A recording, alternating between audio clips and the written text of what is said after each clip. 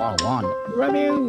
Book one was all about the books that I've read for the last 40 years. And today I have my special guest.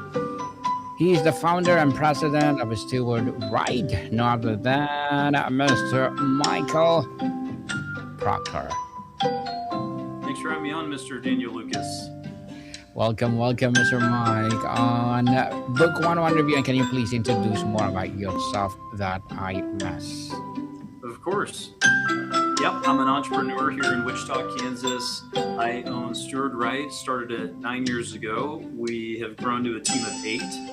I've been in this industry for 15 years after getting my degree in finance. I've been a certified financial planner for 13 years and got 3 kids that are preteen or teenage years and happily married, and up here in Bel Air I actually serve on city council. Yes, and thank you so much for sharing your knowledge and wisdom to the world, Mr. Michael. Mr. Mike, thank you so much. And Mr. Michael is an upcoming author, and the topic that we will talk about is correlated for this book, The Dog Food Restaurant. Why high fees for average returns are a breach of stewardship. So tell us, Mr. Michael, dog food restaurant, what is the core metaphor here, and how does it perfectly capture the breach of trust when investors are sold high fees for a mediocre results? Yep. So as an entrepreneur in the world of business, I look at when you're doing anything for somebody, you should be adding value. And then I look at this industry, and what is a little bit disheartening is oftentimes people are paying a 1% fee to somebody to manage their money, and much of the industry is using what are called either exchange traded funds or ETFs or mutual funds to just asset allocate, and they split the money up and they put it different places, and it winds up being about market average, and usually market average minus their expenses of the 1% fee or sometimes some mutual fund expenses. I was talking with somebody who they had several $1 million, and they had been with a certain advisor for a long time. They're friends, and I was like, hey, we have actually been able to do better than what this other person has been doing for you. Is there any reason that you want to continue to do that? He said, well, it's not all about the return. It's and I just was thinking to myself, I don't want to go to the restaurant you pick because maybe it's not about the taste. I hope, maybe they could serve you dog food there and you still pay full price for it. And so it's a little bit of a crass analogy, but the point is there's got to be value there. And what's really easy to do is, because the people that we choose to let manage our money is really private. And so when we let people in and become an inner circle person for us, our natural reaction is to defend them. But it's also important to ask the question, how are they doing on the management side? Because if they're a friend, they're a friend, and that's great. Okay, I have a lot of clients who I'm friends with. Some are very good friends, but I'm really clear with them. It's like, hey, if we're not actually doing well, you should fire us. And so we actually hold ourselves to a high standard internally, because it's important for us to deliver value for what we do and for the fees that we charge. That our objective is that they're actually doing better by letting us help them than if they would just go buy an ETF that's an industry average thing and not have to pay an advisor at all. Interesting, Mr. Mike. The term stewardship implies a fiduciary duty of care, prudence, and loyalty. In your view, on what precise point do high fees cross the line from being a fair business charge into a clear breach of that stewardship responsibility? Great question.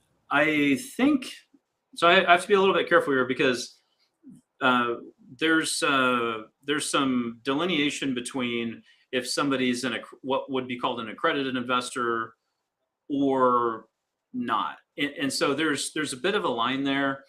there's something called performance-based fees, where if you're getting paid based on how well you've done in the market, that can only be for accredited investors. So there's kind of a line that they draw in the sand there based on who you're serving as a client. But across the board for our clients, we do have a relatively higher fee. And we do that because we do quite a bit to help our clients actually earn money. So what is a high fee? I guess the question that I would maybe turn it on to is what value is being delivered? And does that value actually pay for the fee itself? And in the case where somebody, say, could go and invest in an S&P 500 index or something that doesn't take any skill to manage and do as good or better than they're doing, all things held equal, then the fee is not being paid for. The value is not being earned, and they're not generating enough effort or enough value to actually pay for their fees, let alone that. Now, there's other arguments about, well, advising on how they do their planning, or include if they do financial planning for them, and that's a different thing, and that's not necessarily bad either. But the question is, where are you deriving value? Where are you delivering value? And not just entering into what would be considered maybe a skimming type setup, where you're taking 1% of everybody's money and not necessarily helping them earn that and then some more back. But our industry, from a regulatory perspective, is tough because there's all these questions of, well, are you implying or promising better than average market returns, and and then over what period of time, and then there's all these disclosure pieces that come into play. But from a very practical perspective, I'd ask people to say, hey, you know what, over a period of time, just look at the real performance and see, is it better or is it worse? Are you better off? Are you worse off? Would you have been better not having an advisor? And that's, I don't know, that's for the individual to decide. But it can be tough because you feel that closeness with somebody else, and then it becomes challenging to challenge them, because it's like you're challenging a very close and trusted friend. Mr. Mike, how do firms that change or charge high fees for average returns typically justify their values proposition to clients? What is the most common defense you hear, and where does it logical fall apart under scrutiny? I'll offer a couple of examples. One would be the proverbial stupid tax. When the market's falling down and you're watching your values in your portfolio fall, people can feel very triggered. And what happens is if this is our prefrontal cortex here, and this is say our brainstem where our lizard brain lives, and people go, ah, and then they're making decisions with this little thing. The stupid tax, to an extent, that's fair. It's really good to have somebody in the room who can, this, a therapy term would be, co-regulate and help you not do something really dumb. Because even before I started in this industry, I was doing some cold calls for another advisor right around 2008, 2009, and talking to a few people that they moved the market dove, and then they put everything into cash because they couldn't take it. But then the market came back up and they were stuck down here. And there can be a lot to be said about the stupid tax, because when we go into that survival piece of decision making, it's usually very short term, and not the old wise man part of our brain that's at work there. Another one, so it's valid. There's certainly plenty of people who don't necessarily need that, because they have developed and learned that's how money behaves. That's how the markets go. You got to write it out. You got to be okay with it. There's the other side is, if you offer financial planning services or some ancillary service aside from just the portfolio. And frankly, that's a lot of why I struck out with the RIA of Steward Right. We're doing business at Steward Right. We're leading edge financial planning legally for now. But very, very soon it'll be all the same. So with Steward Right, I actually started off on doing financial planning and adding value through the financial planning approach without trying to beat the market, because I was told and indoctrinated that it's really hard to do that. And it does take a lot of work. Now, I will acknowledge it does take a lot of work, and we work very hard at that. but it's not impossible to create value in portfolio management. We were focusing in on the financial planning side, and so we did offer service with that. And there is the side of when you have an individual or a couple come in and you talk things out, and they don't have the industry perspective that you have. There is advising that happens aside from just the portfolio management, and that can help them work through, like, we talked in another conversation, Daniel, about how do we talk about money, or how does a couple get on the same page. That's valuable. So if you can't use your money and you can't make a decision together, what's your money worth? So there could be a lot of value ascribed to those different ancillary services. But I still take a hard line that when you're investing someone's money, you should drive value in that too. Mr. Mike, can you illustrate with a simple example just how to devastating a long-term impact of a high fees can be a person's retirement nest egg? What does a 1% or 2% annual fee really cost someone for 30 years? Oh, oh my. Yeah, great question. Well, let's see. If we're talking about 30 years, so 2%, it basically costs you half. You could, over 30 years, if you're spending 2% and not getting any value for it, that will approximately limit your investments by half of what they could have been over that period of time. And that I'm just using the rule of, well, it's not perfect, but roughly the rule of 72.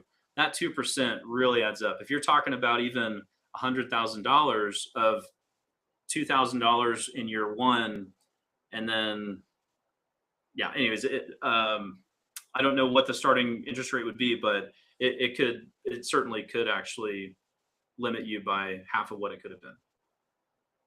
Huge impact. So the issues feels technical, but has a deep human cost. Beyond just numbers, how does this practice affect people's lives, their families, financial security, and their trust in financial system as a whole? The hard Here's what's hard to regulate. There's one side where you can say ignorance is bliss, and that family will never know the difference, and because they're never going to know the difference, or they may not realize the difference ever, it doesn't harm them emotionally or cognitively in any direct way. The other side of that is, how do you regulate how much someone can charge? And I do think what's hard about that is, how do you ascribe value? I know that the regulators are working very hard on protecting the consumer and making sure that if you're doing something for them, that it is providing value. Here in Kansas is where blue sky laws originated, because there was some guy way back when it was being settled that was selling blue sky. He was, oh, come buy your blue sky. And so actually, can that came from here. But how do you figure that out? I think it's up to the individual to not take for granted that they are the steward that is responsible over what they've been entrusted with, and to be a good steward of what they've been entrusted with if they want to be trusted with more.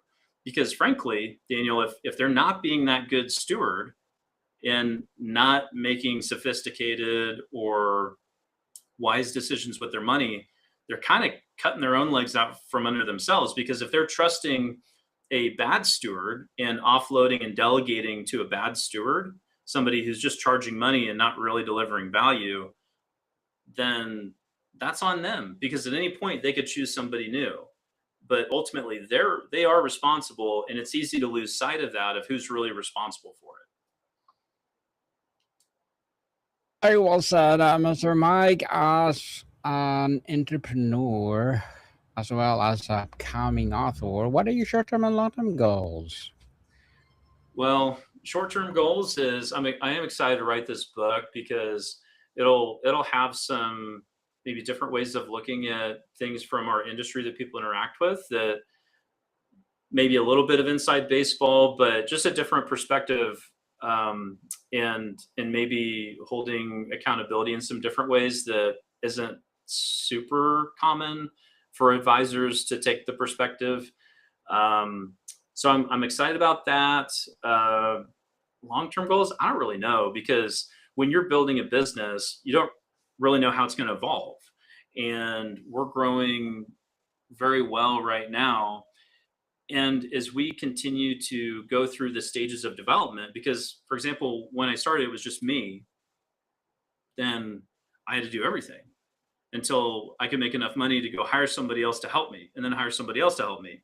And so I doubled my workforce, and then I added somebody else. And now when I add somebody, it's a much smaller incremental development, but now we're dealing with levels of complexity that we're growing through. So for me, it's really a lot of fun, the journey of growing a business and helping more and more people. Um, as my kids grow, they're going to be going to college, and those are some fun years. And I guess this summer I'm going to work with my boys on they're planning on building their own little business, and help them work and think through, okay, how do we build this business, and how do we gauge our different core business functions that we have to take care of.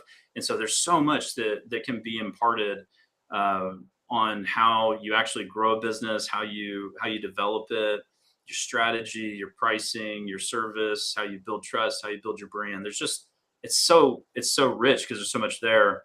But yeah, I mean, if I can teach them how to build and grow a business, I think that's pretty awesome. But I don't know. I always have a few things on my plate, but we're just growing. We're figuring it out. And I guess internally, one thing we're working on is how do we program with some AI tools to better filter down our trade ideas on a day-to-day basis. And that's something we're working towards today, and just trying to figure out how to be better stewards. Never ending. Never ending stewardship for sure, and thank you for that, Mr. Mike. Good luck to your goals, and looking forward for more success. And what will be your piece of advice for those people out there who want to be like you? You want to be like me? Be like you. I guess what I would say is the most valuable piece of team building that we have here is getting, even in the interview process, I use 4 different tools on understanding communication style, how the individual that I'm talking with is wired, how they how God has made them is really important to me, and then also learning what they're passionate about. And for anybody to learn those things about themselves and get in the lane that they were really made to thrive in is the most important, powerful thing that anybody can do. And so our team of 8, like we work together well, and we learn how to communicate well. And that is the most important thing, is that self-awareness, where we fit in the team, what am I made to excel at, and really you find a lot of freedom in that. Very well said, Mr. Mike, and thank you for that recommended or piece of advice that people for sure will reconsider it. And can you please recommend a book or books that influence your journey?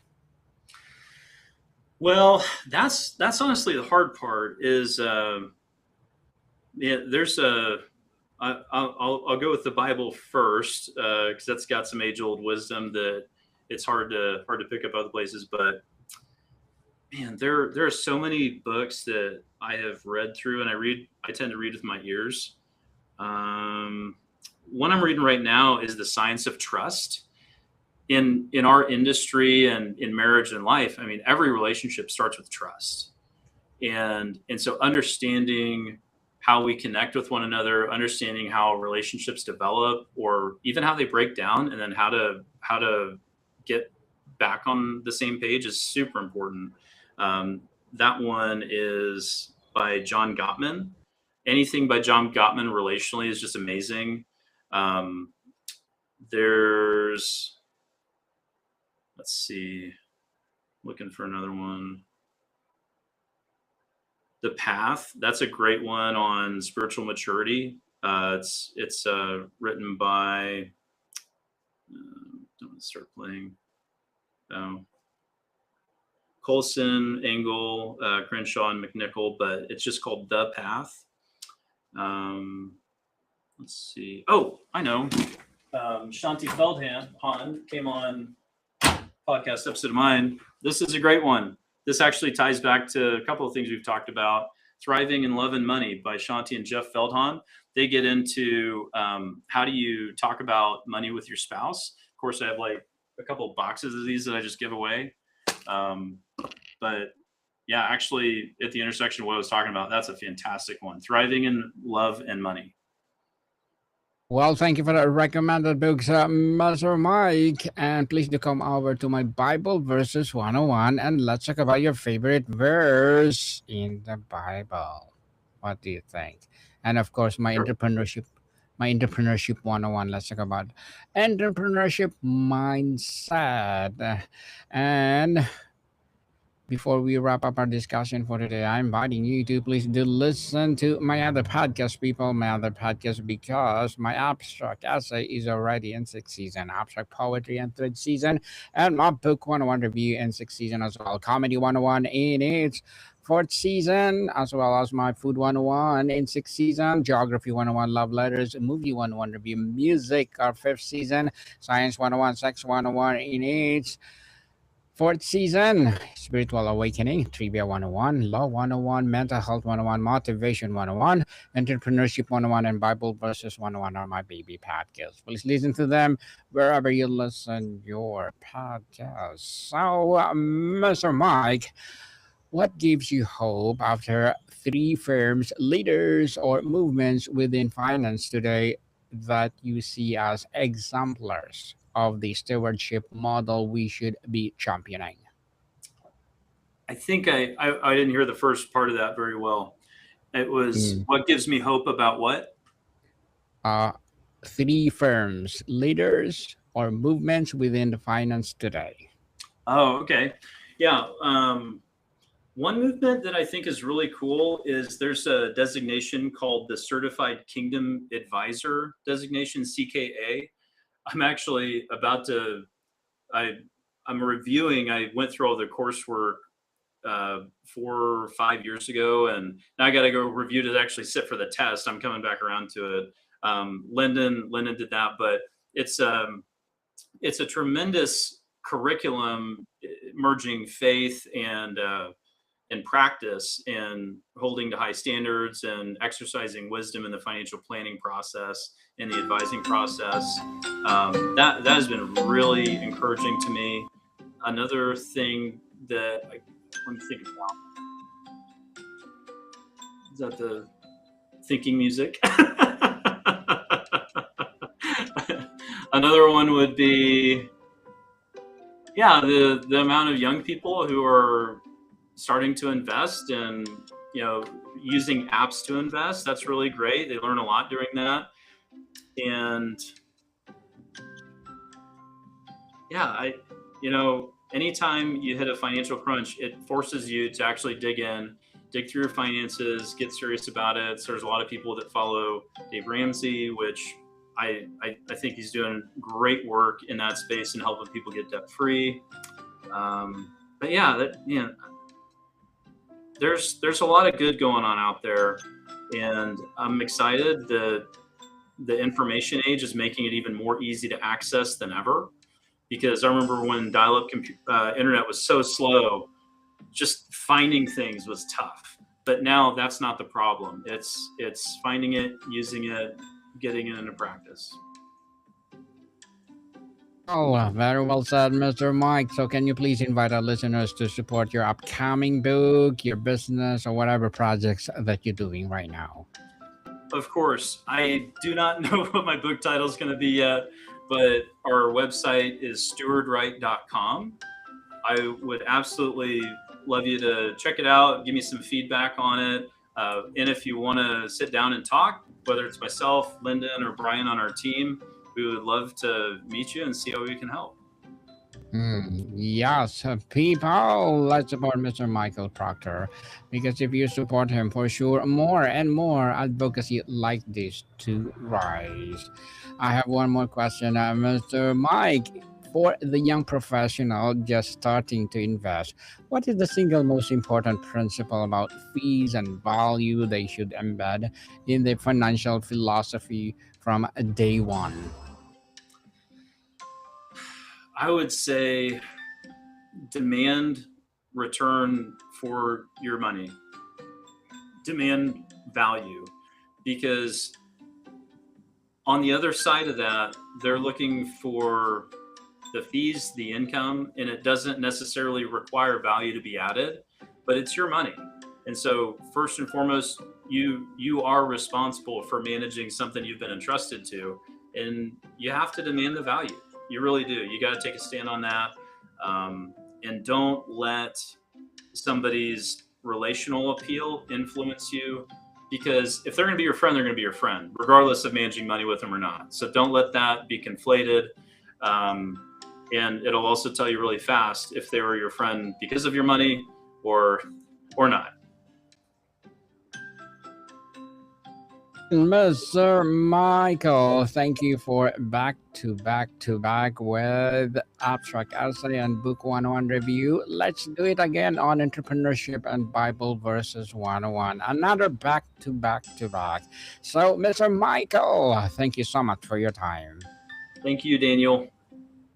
Maricon people, see you soon.